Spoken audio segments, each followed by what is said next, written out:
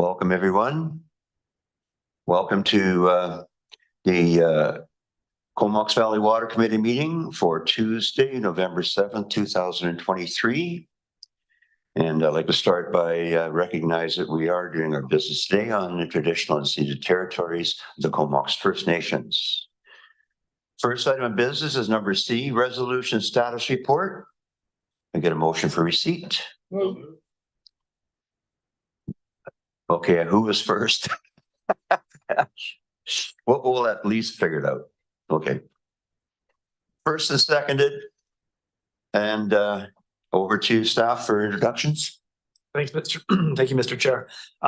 This resolution's report is just reporting out on some of the committee's previous decisions and actions, and staff are here for any questions that you may have on any of the topics. Okay, well, I see no lights on, so we'll proceed right for receipt. All those in favor? Any opposed? That carries. Item number 2, Comox Valley Water Systems Amendment to Bulk Water Rates, bylaw number 190. I think you're on the Sorry, the management, yes. This is always an interesting one. The Comox Valley Water Management Advisory Committee minutes for receipt. Now, any questions on that? Any concerns? Director Arbor? Yeah, thanks, Chair. Reading the report, it seems to be one of the more lively discussion. Maybe it's hard to read from paper how staff are talking to each other, but obviously a lot of discussion around our next item. One of the items we'll be speaking of, which is how we align drought levels across the valley with the province or not. And there seemed to be a variance of opinion amongst the different staff of municipalities and regional district. I think our table should try to focus in on this a little bit today, because I think I can definitely confirm for residents in my area, it is confusing, the system that we have, and the misalignment between provincial and individual jurisdiction and individual water systems is noted by people. It's so a lot of pondering around what is what and who doesn't have water and not. So I was happy to see a healthy debate at the staff level from the municipalities and the CBRD. Staff want a further comment on that? I think only to say that when the item comes up under the reports number 3, staff will have a presentation for that report. Thank you. Okay, on receipt. All those in favor? That carries. And once again, Comox Valley Water System Amendment to Bulk Water Rates, bylaw number 190 for receipt. Move a second on receipt. And over to staff. Thank you, Mr. Chair. And Chris LaRose, Senior Manager of Water Wastewater Services, will be introducing this report. So Chris, over to you. Thank you, James, and through the chair. Good afternoon, everyone. Yeah, a very brief report, a brief synopsis, just to present a recommendation that the bulk water rate bylaw be amended to include a rate for 2024. So the existing bylaw had three successive annual rates expiring at the end of this year. So the recommendation is that it be shifted to $1 per cubic meter, and this is in line with the existing financial plan and the one before that. So this is as projected. Just implementing. So yeah, happy to answer any questions. Any questions for Chris? Seeing none, we're on receipt. Sorry, Director Hellion. Thanks, Chair. I think we got a notice today saying that this was going to be publicized to the community, and I'm assuming that it wasn't going to happen until we'd actually voted on it here. Sorry, could you? I think we got a notice earlier today from our media department indicating that this announcement was going to go out to the community regarding the increase in water rates. But I just want to confirm that that wasn't going to take place before we actually voted on it here. Sorry, I see the confusion. So that the media release today was regarding the water local service area, so the rural area rates, not the regional one. Right. Thanks very much for clarifying that. And so lies the conundrum of all these different water services. Okay, so on receipt, anybody opposed? That carries. And recommendation, please. Moved and seconded. On the recommendation, any further discussion on that? Seeing none, call the question. All in favor? Any opposed? That carries. Number 3, drought conditions, water restriction implementation, and water conservation rebate update. Report for receipt. Moved and seconded on receipt. And over to staff. Thank you. And again, this one's over to Chris for presentation. So, Chris. Thank you, James, and through the chair. So I've got a brief synopsis of the report, and then I'll be happy to answer questions or support the discussion. So in July, staff brought forward a report directly to the regional board with an update on our water systems and water restrictions. Leading up to that meeting, there was a fairly huge amount of media attention about the worsening drought levels in the province and locally. And then also about various jurisdictions' escalation of water restrictions in response to those levels. So in that report, we indicated our intention to follow the language in our bylaw, and given that we didn't have any threat to our water supply, hold off on escalating to stage 3 restrictions only once BC Hydro decreased flows down the river. This approach was accepted by the board, and the CVWS remained on stage 2 until September 11th, when BC Hydro shifted flows down the pumpage below 11.3 cubic meters per second, which is the threshold mentioned in our bylaw. So despite the significant drought this spring and summer, water supply for the Comox Valley water system and other CVRD water systems remained in good shape throughout the summer and fall. So at that time, and back in the summer, we did commit to bringing forward an update on drought conditions and water restrictions, and then speak to what, if any, changes in approach would be recommended for next year. So unless directed otherwise by the committee, we aren't recommending any changes to the water conservation bylaw that prescribes the shift to water restrictions, just given the fact, as I mentioned, we were in pretty good shape this year despite the drought conditions.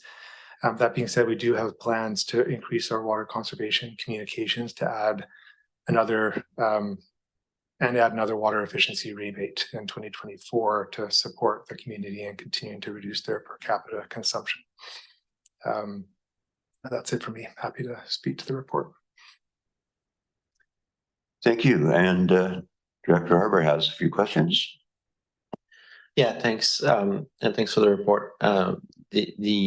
I was one, I think we all voted for it to maintain the same system in summer. I don't like to necessarily respond directly to what was, it's what I'm trying to say is good to have some thought and calm thought around it rather than be super reactive. Like this summer, we were all scrambling to understand what the province was doing and what we ourselves are doing.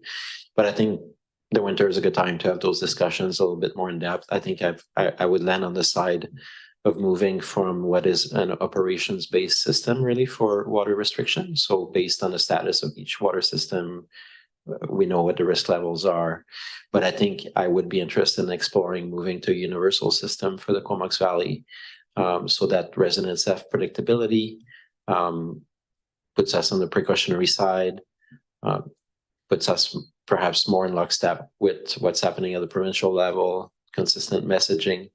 It was interesting that, for example, town of Comox staff was talking about the value of having green lawns and how that can reduce fire risks, like if there's a peri-urban fire or something like that, whereas other places might be on restrictions and have, so I think consistency is good in a valley of our size. So I think I would be interested. I know there's no recommendation today, but I'd like to hear from other directors. I would be interested to look at what could be involved in having a universal kind of water conservation approach for predictability for resident and ease of messaging. Thanks. Thank you. And I understand Union Bay didn't even go on to stage 1. They went to stage 2 this year. Yeah, because you usually have pretty good supply. Chris, you want to comment on anything? Well, just to the last point, I think Union Bay actually remained on stage 1 because their bylaw, which was set, many years ago, long before the conversion, references a specific level of the lake, which requires a very, very dry year, which didn't get exceeded this year. But yeah, that's all I wanted to add. And we go on restrictions according to the date. Yeah, actually, so the other thing I would add is that other than Union Bay, our other systems do move to stage 1 on May 1st and stage 2 on July 1st. So we have recognized the value of consistency, and we've established that for the first 2 phases, stages. It's just the stage 3 that varies significantly. And then there's Union Bay, which we do have plans to work towards bringing their bylaw to be in consistency with our others in advance of next summer. Yeah. And I know Vice Chair Moore and I have had discussion on this. Director Moore? Yeah, I think some of us have thrown around the idea of having a more fulsome discussion just on water, those of us that get excited about water. And so if I'm understanding Director Arbor, I think maybe dedicating some time just to have a discussion and maybe even as a larger group that looks at all the different water systems. And I think also to help maybe frame communications for next year, even if we don't make a bunch of, decide to make a bunch of changes, but just to maybe be in a better position next summer in particular to be able to respond.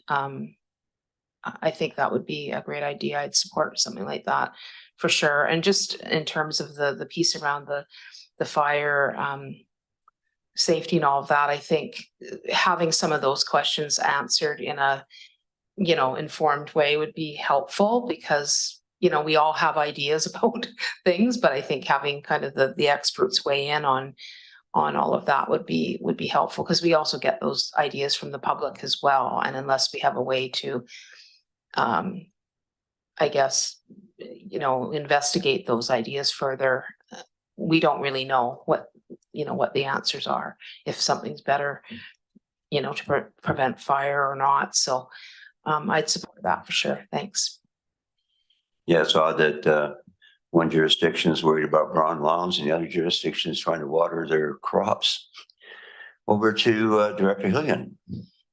Thanks, Chair. And I just noted that in the report, there was a line that said, despite the drought conditions, the drinking water sources for the 6 Comox Valley water systems remained in good supply.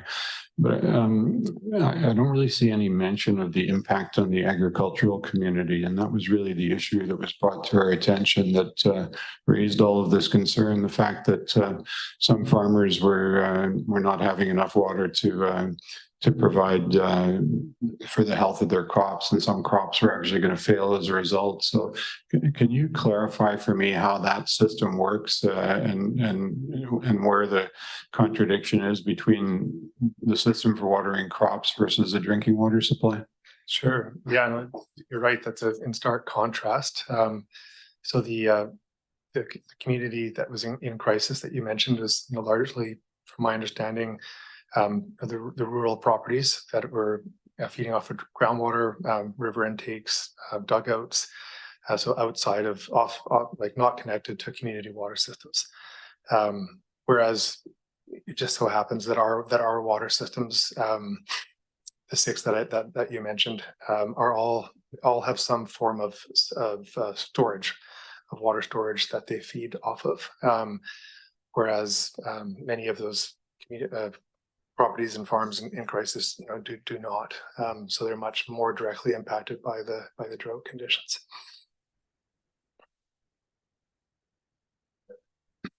Yeah, thanks. Just to follow up, so of course the stark contrast that was provided for us. So as we had farmers who were looking at crop failures coming in and seeing, the Courtney Water Park operating full steam ahead and such. So, I recognize the value and the challenges of having a similar process to implement water restrictions across all the districts, pros and cons. But I'm not really sure how that relates to solving the problem for our agricultural community.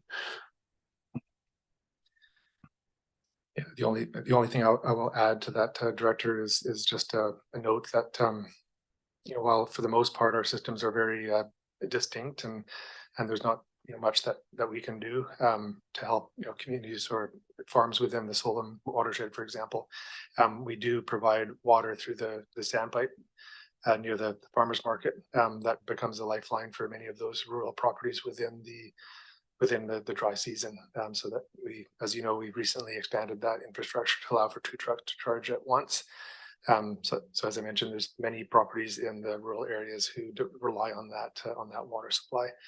And we don't provide restrictions on the use or of that water as we escalate through our own restrictions. That's just provided as a lifeline. Okay, so it wasn't the intent of this report to really speak to that issue then? No, absolutely not. It's very much it's not part of our mandate here, except for the fact that, like I said, we do provide that bulk water supply for rural communities. Okay, thanks. Yeah, I can attest that it was well used in my community. I know quite a few farmers that are making 2 trips a day just to keep their livestock watered, and so it's it is a godsend being there. But obviously, the bigger issue around private water systems is a federal responsibility. So we can only advocate again. Thank you. And Director Arbor? Yeah, thanks, Chair. I wouldn't necessarily leave it there if there's interest by the Commission in looking at better supporting the agricultural community. I think we have very little information around the long-term, short, medium, and long-term demand and gap that the agricultural community is going to face, and whether we have the right infrastructure. So this committee does not have to do anything. In fact, if we so chose, we could turn the tap off, which we won't do. But going the other way is what I'm interested in. How can what will be the need of the agricultural community in the long term in a drought-ridden world?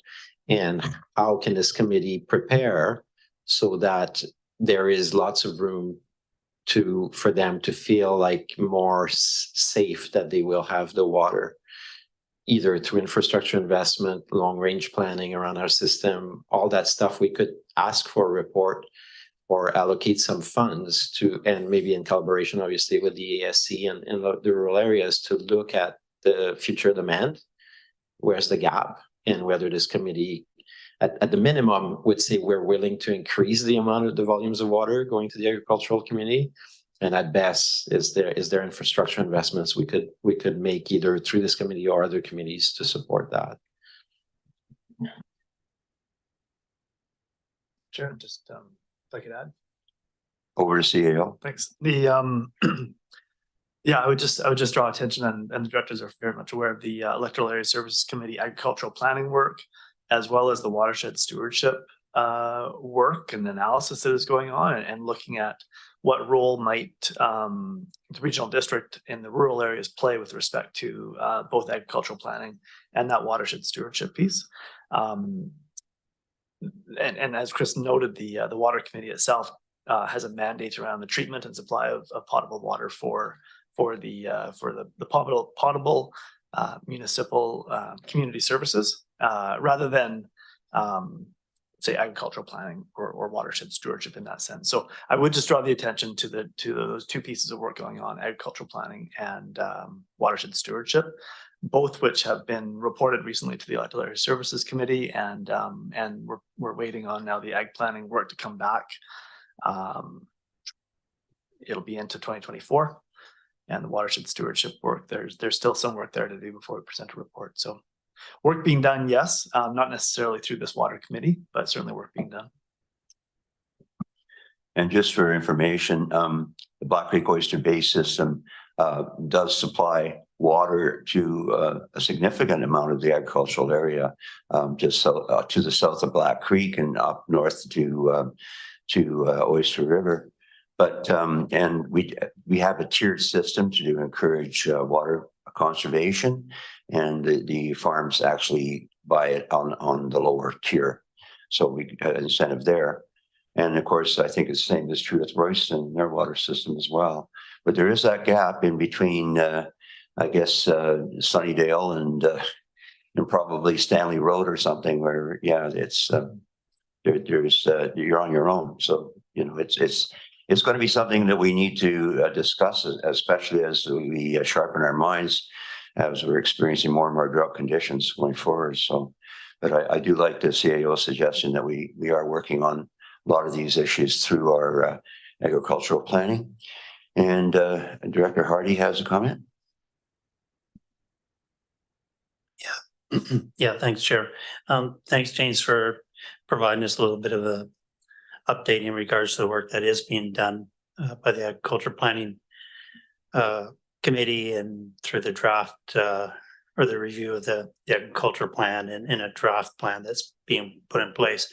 I guess long-winded, perhaps it might be a good idea for a presentation to maybe come to the Water Committee just to make sure everybody's being communicated with regards to the work that's being done. So I think some of us are aware of the work that's being done and some of us aren't. So I'm just maybe recommending that maybe perhaps a presentation come forward to the Water Committee down the road, just so the Water Committee is aware of the work that's being undertaken. Thanks.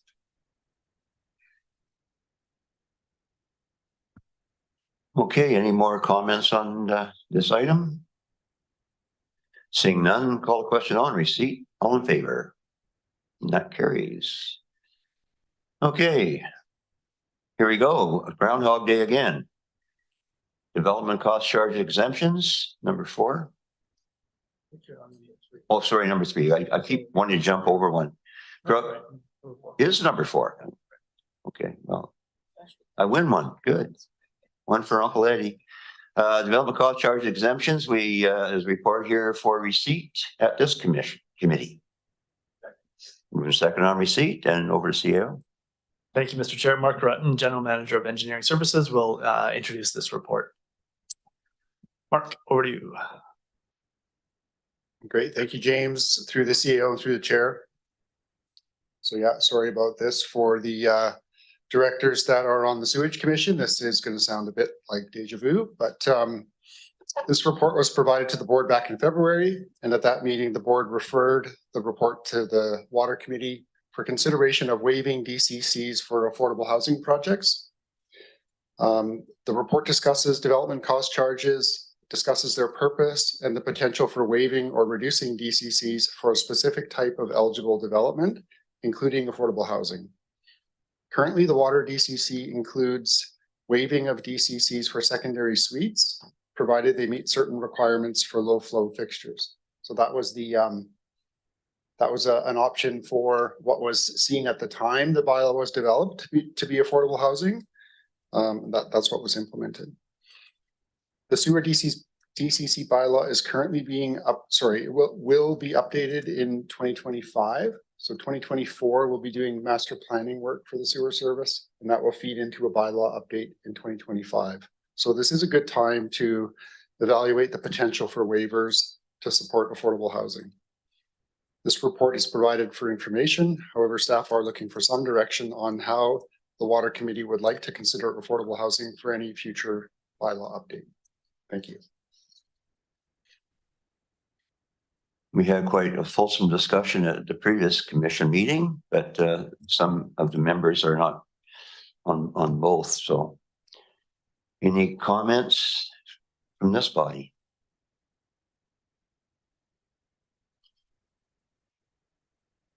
Director Kerr. Sorry, Director.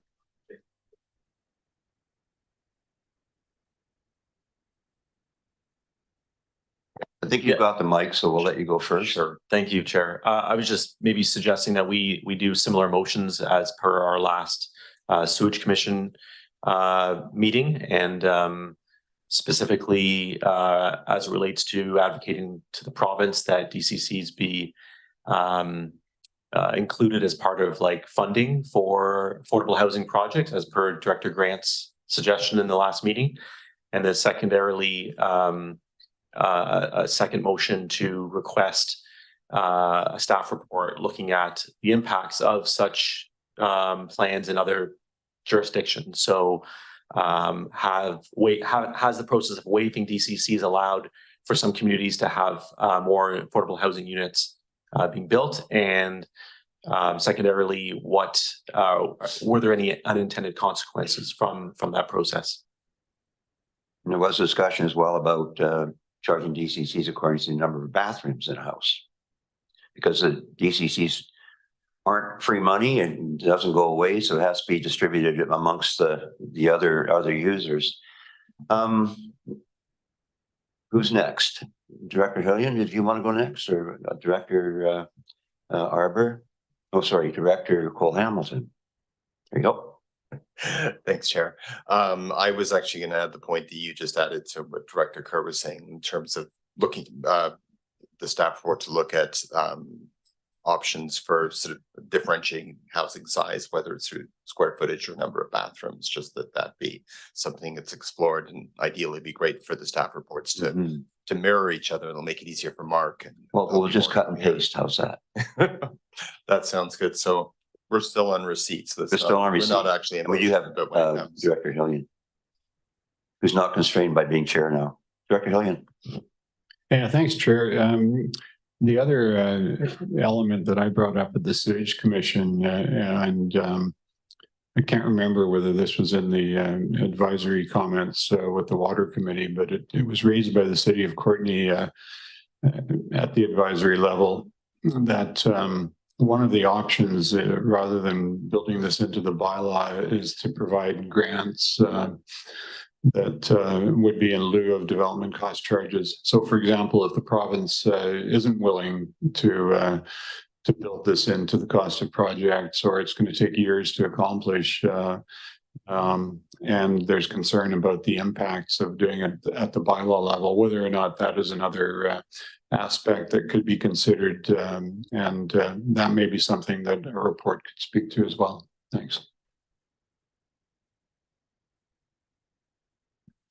Now, Director Arbor. Yeah, thanks. Just a little bit of latitude, because this is not being a municipality. This is a world I don't understand as well in terms of opportunities to help housing. Like I noticed in one of our municipalities, if you want to put in a secondary suite, it's a no whole other extra charge on everything. And I think it's almost dissuades people from putting secondary suite, because then you end up paying for sewage and water for the whole year. So I don't have a lot of stats of that, but I'm looking at that for us in Union Bay in anticipation of maybe the switch project, and also we have water systems in those areas. So has this been looked at, the opportunity to incentivize smaller secondary suite, garden suite, and the rest of it through giving half the rate on an annual basis to those dwellings, or eliminating it altogether? I think Mark has the answer to this one. Well, I can speak to the application of a development cost charge. So currently for the water system, DCCs are waived for qualifying secondary suites. So the suite has to be below a certain size, and it has to have water efficient fixtures. So those are the requirements. One bath. And it's waived. In terms of how the municipalities or how any jurisdiction charges for water, you know, whether the home is charged one rate and the secondary suite a separate rate, that does vary between the municipalities and our service areas also. Any more discussion on receipt? I think we got some good tinder here to put into a motion to direct staff for a report. So I'll call the question on receipt. All in favor? That carries. And who wants to wordsmith this one? Have they got the ones from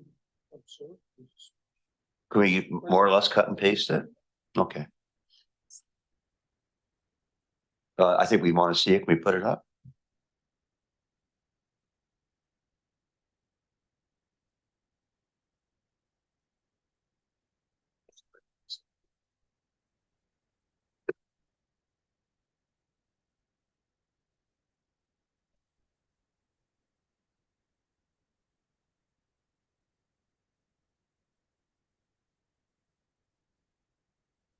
Here it comes.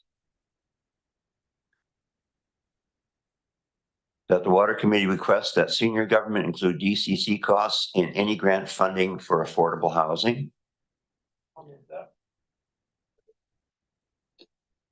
Is it and that? We can make it one motion?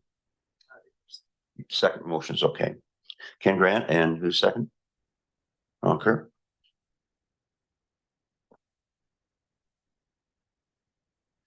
Okay, as written, any discussion? Director Robert. Oh, I gotta look at it on both sides of my eyes. Sorry. Sorry, Gillian. Maybe you couldn't see my flashing light here, but I just wanted to point out that at Sewage Commission, Director Hardy raised the question about potential unintended consequences that you know, the senior governments might choose to provide less money for housing if part of it was going to go to development cost charges. And so from my perspective, what we're doing here is talking about advocacy, and advocacy involves discussion. And if we were advocating to our senior governments, we would want to make it really clear to them that we're talking about them providing additional funds so that these costs can be covered and they're not basically downloaded to the local municipality, rather than squeezing agencies so they have to provide less housing in order to have these costs included in their grants. So I just wanted to add that comment. Thanks. Unintended consequences. If they have $5 million, you're getting $5 million. You guys figure it out, you know.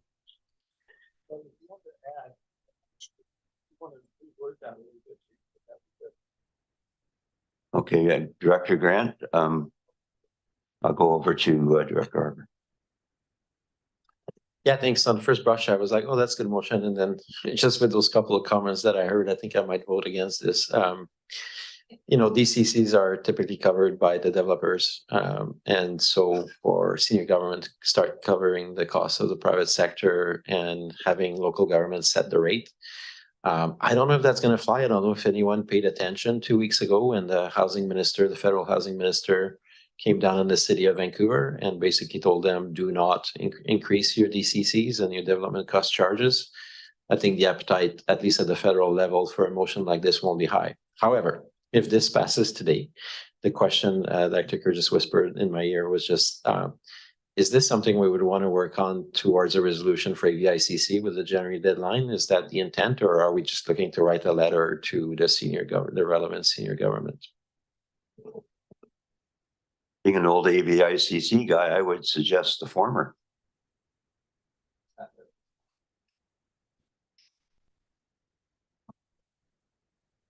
Well, I can't go. I would just add that, you know, I think part of the intent behind this motion was that when senior government is being asked to provide funding to affordable housing, that it consider the full costs of those projects, which would include DCCs. So that would be the advocacy piece, I suppose. If the committee is more interested in having staff come back with a resolution that could be submitted to the AVICC, we can certainly do that, and then it would flesh out a little bit more about the intent and the specifics. And I do take this very much as an advocacy piece that we'd want to carry forward. So there's certainly no harm in asking that we come back with a resolution that would be submitted to the AVICC. It could be wordsmith to say the senior government include the full costs, including DCC.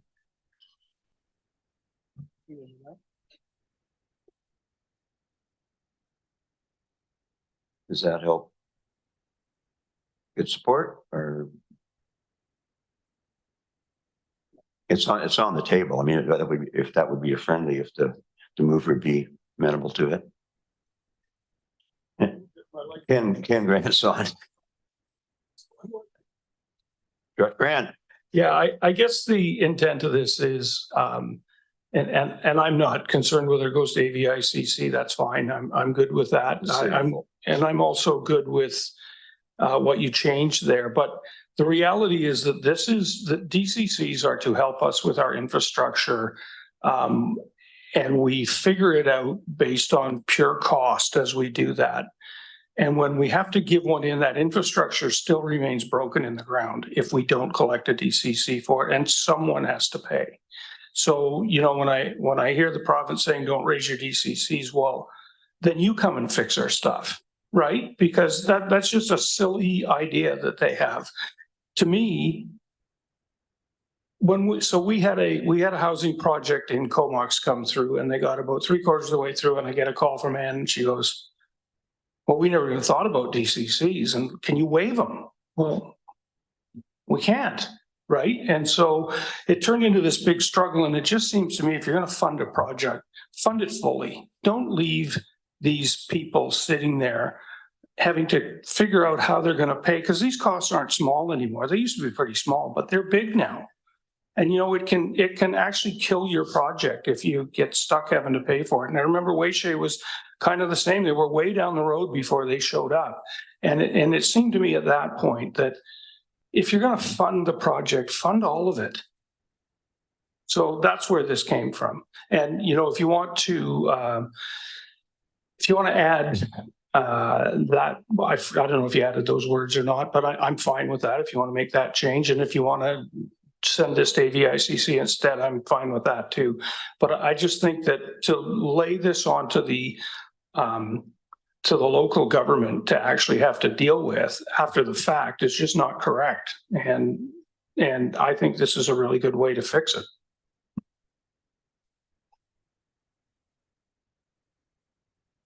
Just a small change. We don't need costs in there twice, including DCCs. And then comma. Just, yeah. Okay, Director Kerr. Thank you, Chair. I agree completely that, you know, for affordable housing being built by you know, nonprofits, this makes a lot of sense. I think also it signals or could signal to our developer community, you know, we are interested in you building affordable housing projects, and given the interest rates and the tight margins and the cost of building supplies, you know, if you're a developer and you have a piece of land and you could build luxury condos or luxury rentals or affordable housing at below market rental rates, it's an easy decision. So we need to make it easier for developers to say, yes, I can actually do an affordable housing project in the Comox Valley, and the rents are going to cover my mortgage costs, et cetera, by waiving these DCCs, or having the government, the senior levels of government paying for the DCCs would allow more developers to build affordable housing. That's what we want to encourage. That's what we need to encourage. So yeah, that's why I'm supporting this.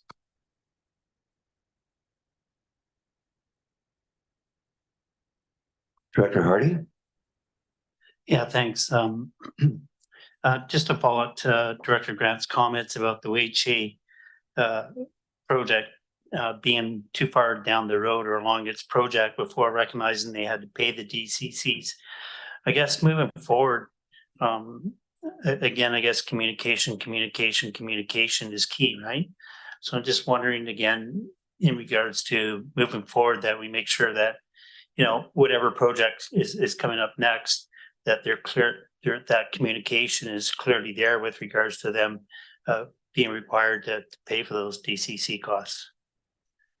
And I'm sure all that probably was done, but again, just again, making sure everybody before the first shovel gets taken out of the ground and we're having pictures in the paper with us being in support of the project, that we make sure those details are clearly articulated or delineated. Thanks. Director Will Cole. Yeah, thanks, Chair. So I assume that Director Grant accepted those amendments so far as friendlies. I think that happened, and I wanted to pick up on the suggestion that we make this a resolution for AVICC. I think it's likely to get much more traction. So I don't know, Lisa, if you want to perhaps just find a way of rewording that. It's not immediately obvious to me. Just then further that staff be directed to craft a resolution for AVICC or something like that.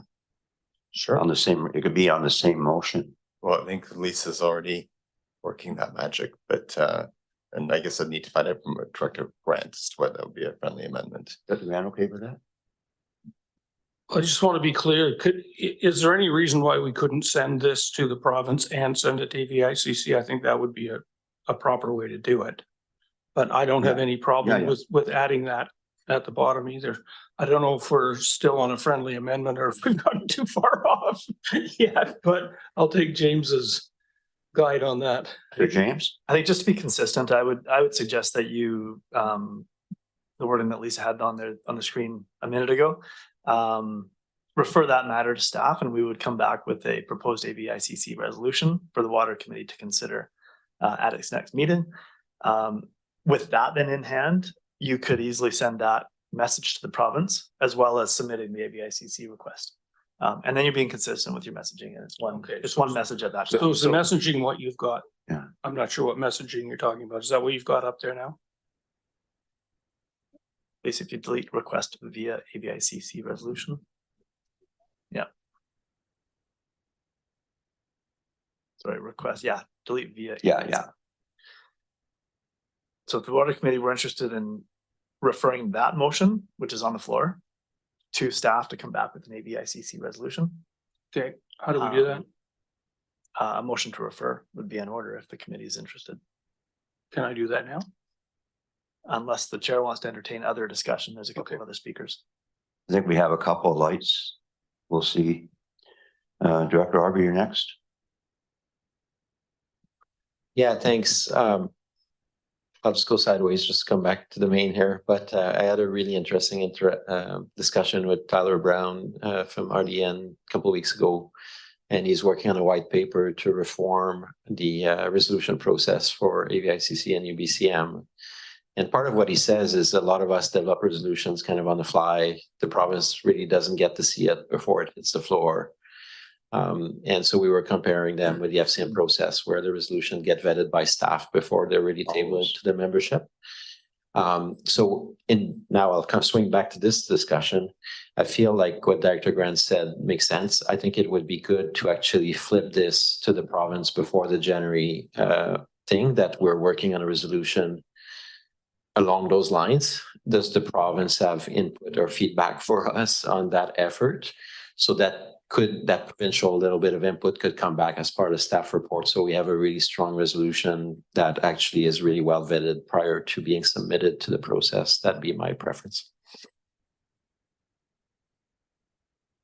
Director Hardy.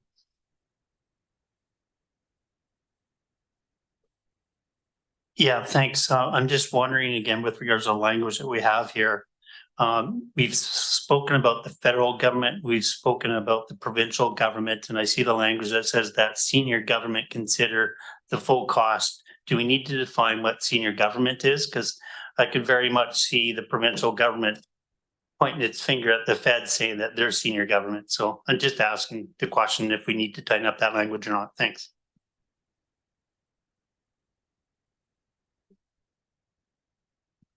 CAO.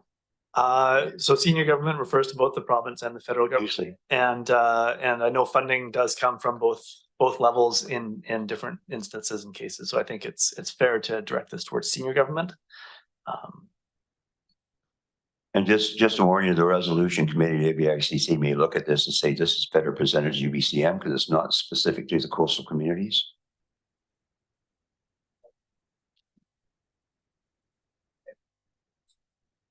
Yeah, thanks. After 20 years of local government trying to get everybody, staff and elected official to stop using senior government in favor of order of government, here we are failing again. I don't think it's grabbing really well to drop the senior government across Canada language. But I do like the specification of that provincial and federal government consider the full cost as per Director Hardy. I think it's good to specify it because that shows that we are conscious that a lot of the housing agreements actually come down from transfer from the federal government as well with the large housing funds. And so I think we would want to do advocacy at both levels. Thanks.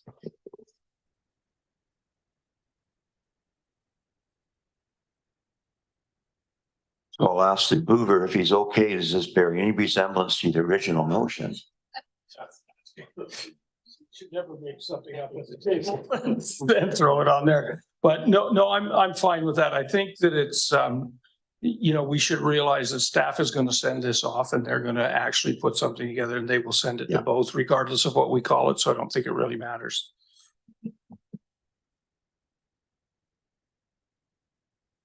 Well, like you say, If you want to change it to provincial and federal, I'm fine. like Churchill says, that we can always depend on this board to make the right decision once they've exhausted other possibilities. So we're good with that? Ready to move on? So on that motion, all those in favor? That carries. And the subsequent motion, does staff come back? Oh, hang on. We're not done yet. I think actually the discussion was to refer this motion that the water committee request, refer that to staff to come back with an AVICC resolution. Okay, That was the discussion, but Second. okay.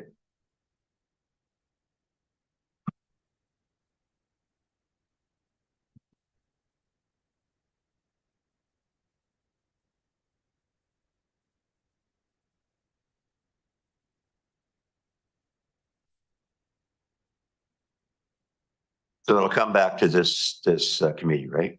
Okay. I think we're good. Oh, all those in favor?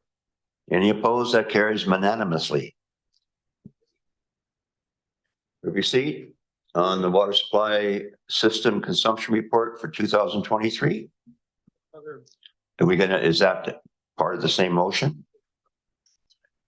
Okay, so we have the water committee, this is, here we go. The staff come back with a report on ECC exemptions, including experience under jurisdictions, the impact on private sector housing costs, unintended consequences, options for housing size, number of bathrooms, etc. I'll move that.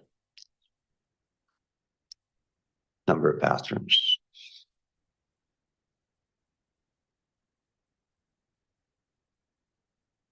Okay, that's pretty straightforward. Any discussion on that? It's going to come back anyway, so all those in favor? That carries. Thank you. Now, the moment you've all been waiting for, Comox Valley Water Supply Systems Consumption Report 2023 for receipt. Any discussion? Cole Hamilton? Yeah, thanks very much. I was just wanting to get a bit of clarification for September for unaccounted, so small, unaccounted consumption. It has a negative figure. Oh, yeah. And I was just unable to conceptually figure out how that could happen. They get you on Unless this someone one. is Every putting- year they get you on this one. Someone's squeezing purified water into our system. But Over to CAO for introductions. thanks. Mike Hirschmiller is our manager of water services, and Mike, I'm sure you've got an answer for this one on.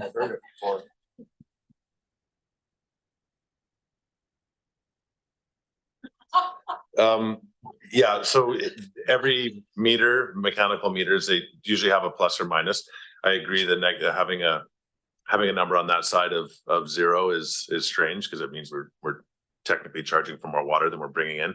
But with a plus or minus 2%, is kind of your average on what a meter will be. And generally we've been really tight with the way we've changed our meter reading to match timing and route that we drive to actually read the meters.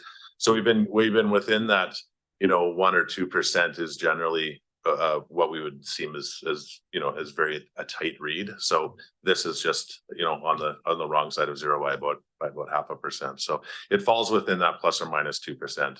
But generally we have been seeing it over zero, which makes a lot more sense.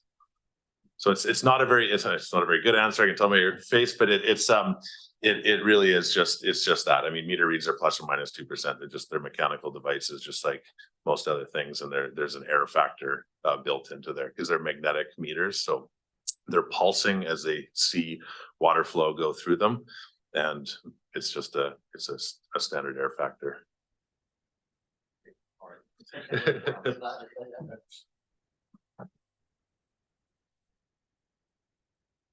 Director Hillian.